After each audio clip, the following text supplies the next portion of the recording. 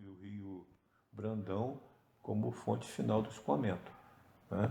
Só as vias principais é que tinham realmente a drenagem, as demais, drenagem superficial. A Rua 31, a drenagem era superficial. Se era garotinho, a gente ficava, quando chovia muito, né, com um pezinho assim na sarjeta, para represar a água que corria limpa, né, pela Rua 31 abaixo, né. A Rua 31, que é uma rua pela qual eu tenho uma memória muito grande, porque vivi na Rua 31 dos 6 meses até os 30 anos de idade, né? Ela ainda guarda aquela situação que é própria das vilas e cidades brasileiras, de colocar a igreja no local mais alto, enfim, essas sensibilidades que o urbanista teve, né? E uma outra situação que eu acho particularmente interessante nos grandes traços dele é a criação do jardim entre a Rua 27 e a Rua 31, depois se prolonga para trás do Recreio do Trabalhador. Acho que as gerações novas não conheceram esse jardim quando ele existia, digamos assim. Mas era uma coisa extremamente interessante, né? O rio era todo dotado de murinhos baixos, de pedra, com pequenas cachoeiras, algumas retenções que mantinham sempre o nível d'água direitinho, as margens todas elas gramadas, os bancos, que eram uma base de tijolinho com madeira, né?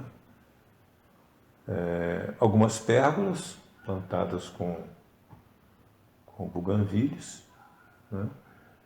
E na Rua 31, na parte de cima, era um grande gramado que se inclinava para a margem do rio Cachoeirinha, plantado de flamboyantes e com um laguinho artificial, onde todos nós, quando eram garotos, íamos lá nadar.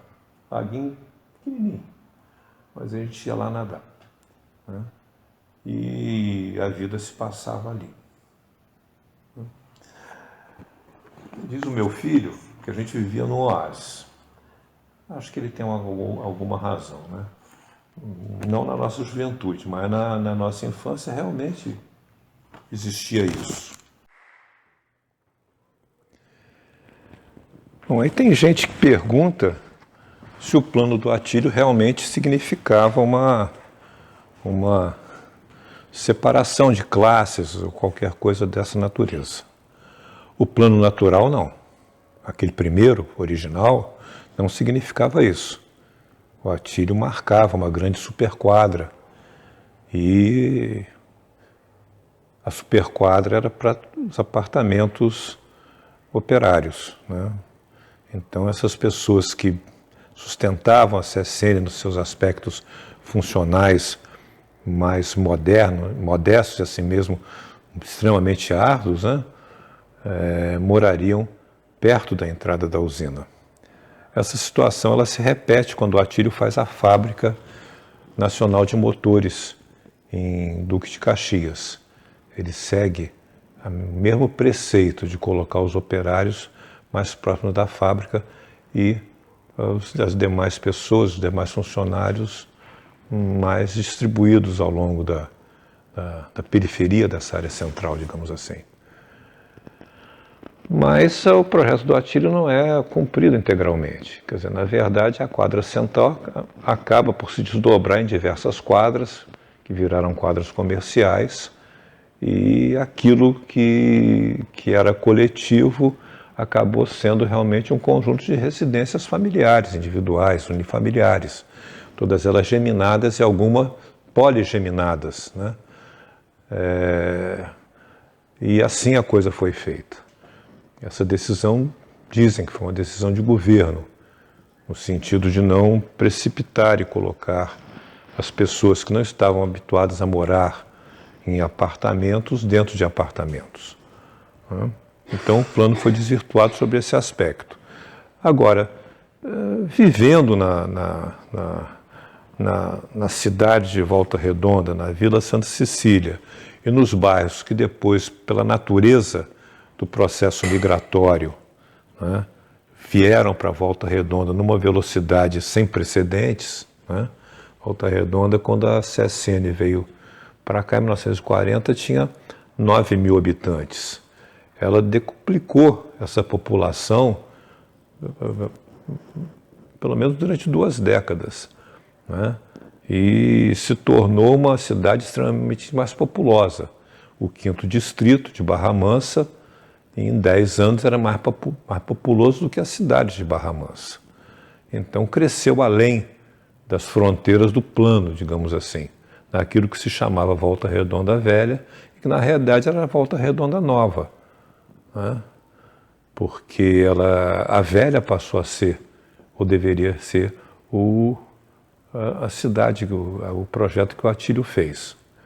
Isso não significa que não houvesse nada nessas áreas onde o crescimento de loteamentos, enfim, se estendeu indefinitivamente até Barra Mansa, né?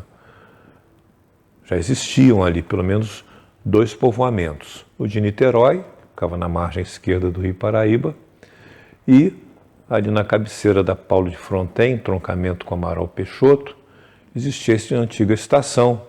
Em volta da estação, também um centrozinho pequeno de comércio, né? Ligavam essas 2 situações, na Amaral Peixoto e na margem esquerda do Rio Paraíba, a Avenida Paulo de Fronten, né? Que era uma estrada de terra, pura e simplesmente, né? Com uma ponte de madeira feita pelos fazendeiros na época, onde se cobrava pedágio para passar. Também chegou a ser feito ligação por barca. O nome Niterói advém exatamente dessa situação de ser colocada do outro lado da água, digamos assim, né? Mas o plano do Atílio, com essa situação de modificação inicial, ele ainda assim, no meu entendimento pessoal, ele não é marcado por uma divisão social ou uma divisão segundo a função que a pessoa ocupava dentro da CSN, no meu entendimento pessoal, né?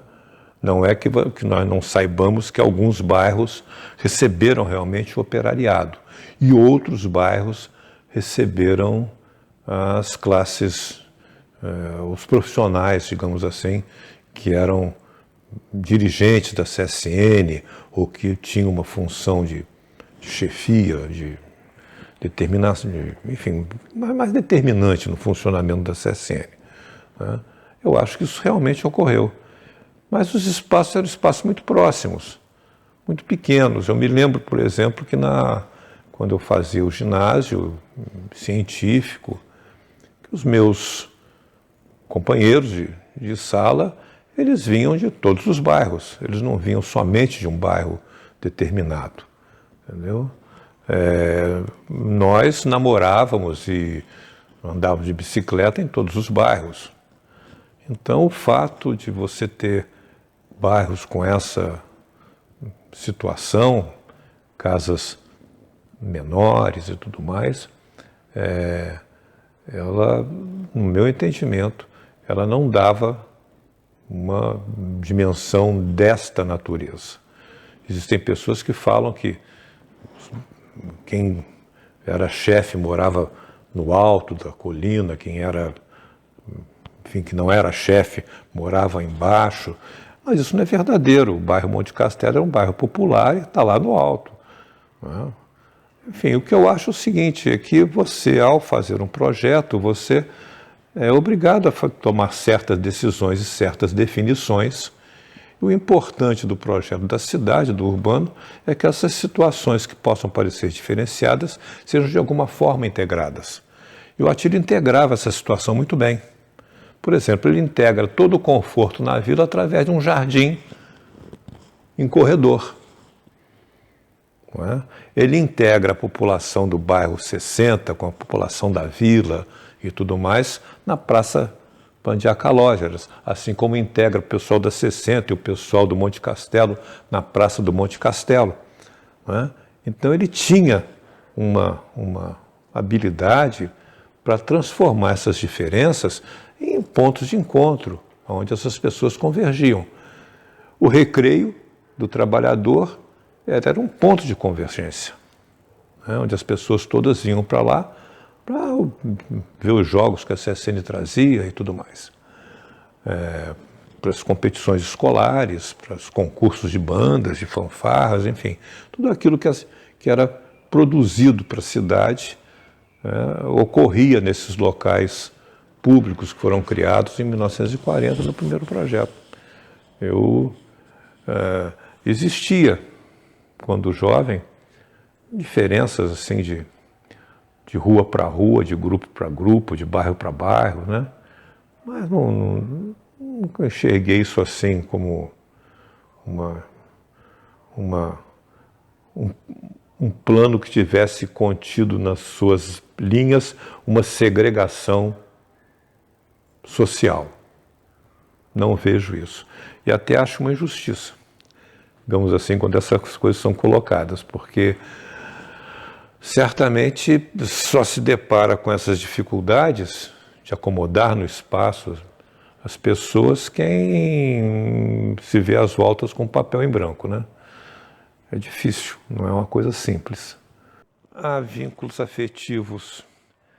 Bom, acho que os vínculos afetivos eram muito grandes, né? E a gente sabia que vivia num espaço diferente. Acho que é um fato isso. Entendeu? Que era um espaço seguro. Também era um fato. Os nossos pais também sabiam disso. Eles podiam se preocupar com a gente, mas sabiam que a gente estava num clube de pessoas, com pessoas conhecidas. Eu não me recordo dos meus pais ficarem muito preocupados com a nossa movimentação, né, na Vila Santa Cecília. Exceto algum receio do rio, né? Mas assim mesmo fomos criados pescando ali, pegando rã ali, brincando, e acho que foi isso. Acho que o espaço é um espaço realmente diferenciado. Há um detalhe que talvez seja oportuno dizer para vocês.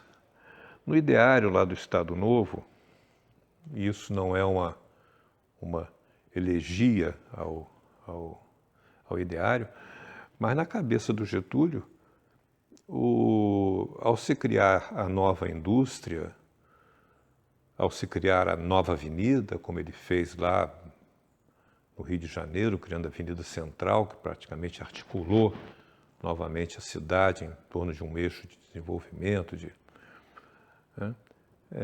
passava pela cabeça dele que deveria existir também um brasileiro novo, digamos assim. Um brasileiro que comesse em menos tempo a diferença que existia do homem europeu, do homem americano para o Brasil. Então, essa diferença que é sensível, e é sensível até hoje, tá certo? Ele já observava naquela ocasião.